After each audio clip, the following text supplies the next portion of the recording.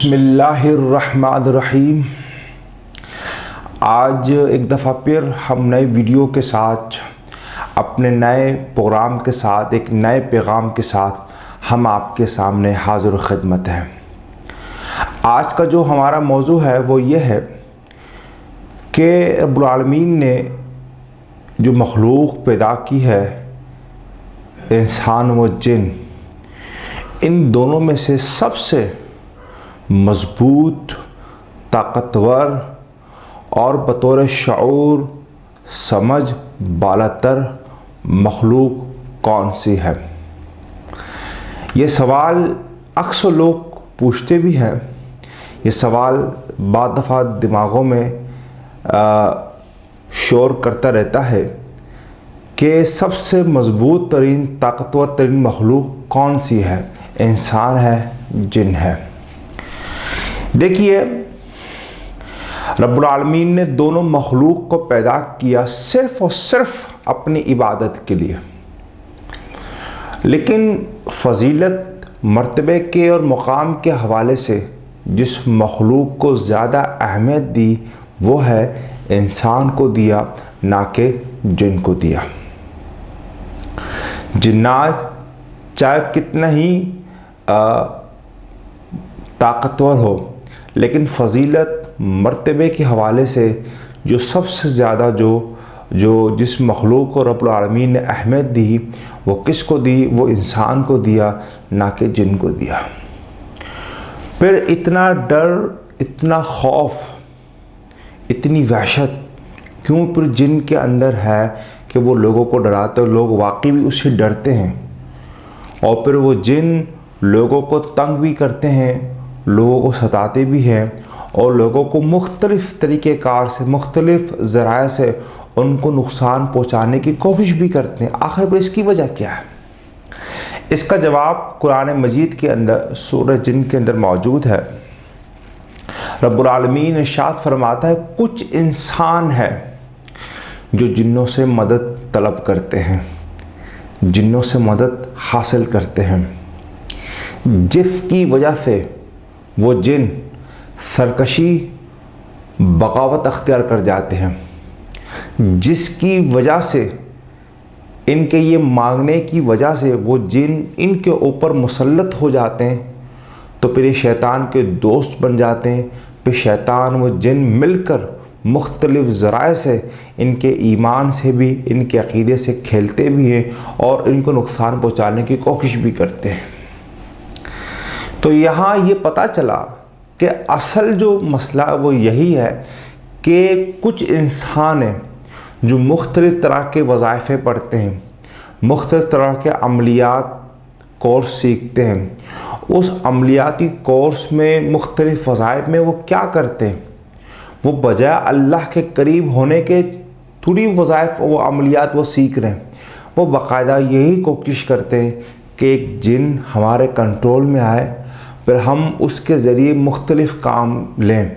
در حقیقت وہ یہ سمجھتا ہے کہ یہ جن، یہ ہمزاد، یہ قرین، یہ میں اس سے کام لیتا ہوں، میں جو کہتا ہوں یہ وہی کرتا ہے۔ در حقیقت ایسا کچھ بھی نہیں ہوتا، بلکہ وہ شخص خود شیطان کے، وہ جن کے تابع ہو جاتا ہے۔ جو جن و تابع جو اسے کہتا ہے، گناہ کے کام، غلط کام جو کہتا ہے، وہ کام وہ کرتے جاتا ہے، وہ کام کرتا جاتا ہے، وہ کام کرتا جاتا ہے۔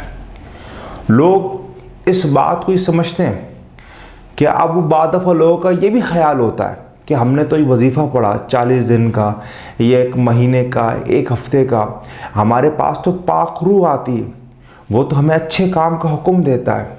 لیکن میرا سوال یہی ہوتا ہے کہ اس بات کا شریعت نے کیا کوئی خاص حکم دیا؟ کہ یہ عمل دین اسلام سے ثابت ہے؟ کہ یہ عمل اسلاف سے ثابت ہے؟ یہ عمل کسی صحابی نے کیا؟ بالکل کسی نے بھی نہیں کیا۔ رب العالمین نے جو مخلوق بنائے، ان دونوں کو پیدا کرنے کا جو مقصد ہے، وہ مقصد کیا ہے؟ وہ مقصد صرف اور صرف عبادت ہے۔ کس کی عبادت کرنی ہے؟ اللہ کی عبادت کرنی۔ تو یہاں ہم کیا کرتے ہیں؟ برعکس، یہ لوگ جو عامل کہلاتے ہیں، عملیات کے ایکسپرٹ کہلاتے ہیں، بعض دفعہ ان کا نام چینج کر کے کہتے ہیں ہم تو نور علم، جسے قرآن کا علم کہا جاتا ہے، نور علم کے ساتھ مشہور ہے، وہ لوگ کیا کرتے ہیں کہ باقاعدہ یعنی غلط طریقہ کار کو، غلط اسباب کو اپنا کر اپنے آپ کے بھی ایمان کو خراب کرتے ہیں، اور جو بندہ ان کے پاس اپنی تکلیف کو، اپنی مصیبت کو لے کر آتا ہے تو وہ بھی، اس کا بھی ایمان اس وقت ضائع و خراب ہو جاتا ہے۔ سوچ بڑی اچھی ہے، نیت بڑا اچھا ہے کہ کسی کو فائدہ پہنچانا ہے، تو میرے اللہ کے بندوں اس چھوٹی سی بات سے ذرا غور کریں کہ جس رب العالمین نے قرآن کو نازل کیا، جس رب العالمین نے قرآن کو نازل کیا، وہی رب ہی بتائے گا کہ ہمیں اس قرآن کو بطور شفا کس طرح استعمال کرنا ہے۔ مثلا آپ ڈاکٹر کے پاس چلے جاتے ہیں علاج کے لیے، صحیح ہے، تو ڈاکٹر ہی بتاتا ہے کہ دوا کا استعمال کا طریقہ کار کیا ہے، وہ ڈاکٹر ہی بتائے اس کو پینا ہے، پانی میں ملانا ہے، یہ صبح استعمال کرنا ہے، شام کو استعمال کرنا ہے۔ اگر رب العالمین نے قرآن کو اگر بطور شفا نازل کیا ہے تو وہی رب بتائے گا کہ اس قرآن کو ہمیں شفا کے لیے کس طرح استعمال کرنا ہے۔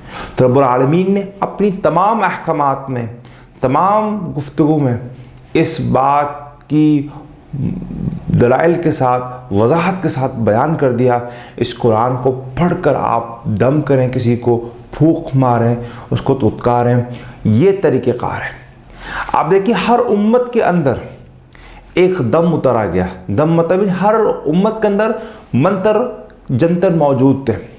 اب مثلا یہودی تھے، وہ جو اسٹار کے ذریعے وہ کام کرتے تھے، صحیح ہے، مشرق تھے، تعویذات سے، بتوں سے، دیگر اپنے بزرگوں سے وہ استفادہ کرتے تھے۔ لیکن امت محمدیہ کے اندر صلی اللہ علیہ وسلم کے اندر جو مین چیز جو شفا قرار دیا گیا ہے وہ ہے دم، رقا، دم کرنا، کسی کو پڑھ کر دم کرنا، یہ ہے اصل طریقہ کار، اس سے استفادہ کریں۔ کیونکہ جب ہم غلط راستے کو اختیار کرتے ہیں تو یہی جن ہمارا مذاق اڑاتا ہے، یہی جن ہم پر ہنستا ہے۔ وہ جن کہتا ہے کہ ہمارا ابا حضور یعنی شیطان نے اس بات سے جب انکار کیا کہ میں اس آدم کو سجدہ نہیں کروں گا، تو اس کے سجدہ نہ کرنے رب العالمین نے ہمارے ابا حضور یعنی شیطان کو، بدبخت کو ہمیشہ کے لیے نالتی اپنی رحمت سے اس کو دور کر دیا، اور آج یہی انسان آج ہم سے مدد طلب کر رہا ہے، آج ہم سے مدد طلب کر کے ہماری فلاں مصیبت کو دور کر دو، فلاں تکلیف کو دور کر دو۔ اے میرے لوگوں، میرے دوستوں، میرے بھائیوں، مانگنا ہے اپنے رب سے مانگو، کچھ بھی چاہے رب سے مانگو، رب تمہیں عطا فرمائے گا۔ یہ مخلوق جن اتنی طاقتور نہیں ہے، بہت کمزور مخلوق ہے، بہت کمزور، اتنی کمزور مخلوق ہے، نہ آپ سوچ سکتے، نہ آپ گمان کر سکتے ہیں۔ جب آپ کے اندر ڈر، کوئی خوف پیدا آتا ہے، جب اس ڈر خوف کو اپنے اوپر آپ حاوی کر لیتے ہو تو یہ جن، یہ بدبخت پھر آپ کے اوپر حملہ ہونا شروع کر دیتا ہے۔ تو ڈر کو، خوف کو اور ان سے بجائے مدد مانگنے کے میرے دوستوں، میرے بھائیوں، اپنے رب سے مدد مانگو، اپنے رب سے دعا کیا کرو، صبح شام دعا کیا کرو، جو اللہ کے نبی صلی اللہ علیہ وسلم نے جو بتایا ہے کوشش کرو اسی عمل کو اپناؤ، جو انتہائی مختصر بھی ہے، بہت پیارا بھی ہے، بہت خوبصورت بھی ہے۔ میں اسی بات پر اختتام کرتا ہوں، اگلی دفعہ پھر ہم ایک نئی ویڈیو کے ساتھ آپ کے سامنے حاضر خدمت ہوں گے۔ بہت بہت شکریہ۔ السلام علیکم ورحمۃ اللہ وبرکاتہ۔